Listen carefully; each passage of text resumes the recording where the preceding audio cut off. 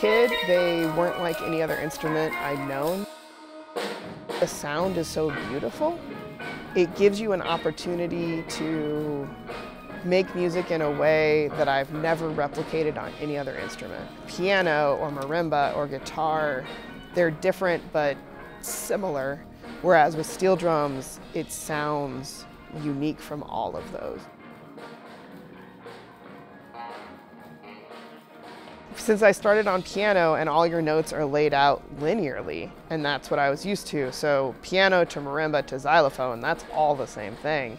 Steel drums were the very first thing I ever tried to play where the notes weren't in any order I intuitively understood.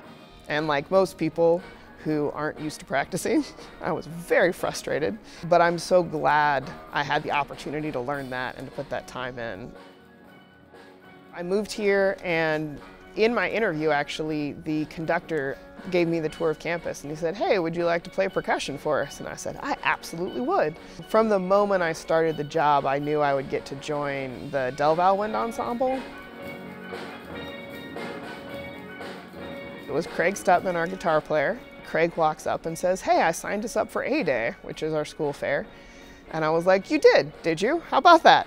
And he goes, "Yeah, well, we keep talking about it." I was like, "Well, I guess we're gonna do it then since you signed us up." So we all more or less knew some songs and we were able to pull it together pretty fast. And we did 4 or 5 songs that first time.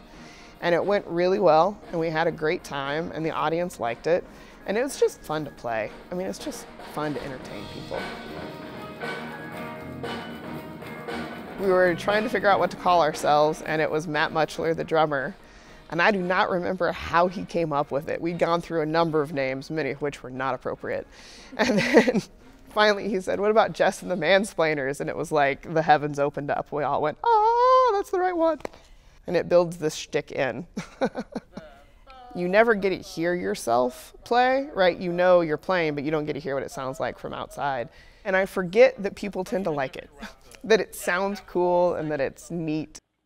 There's certainly the newness factor, right? So if you're not used to steel drums, you're not used to that sound, so it has that factor to it.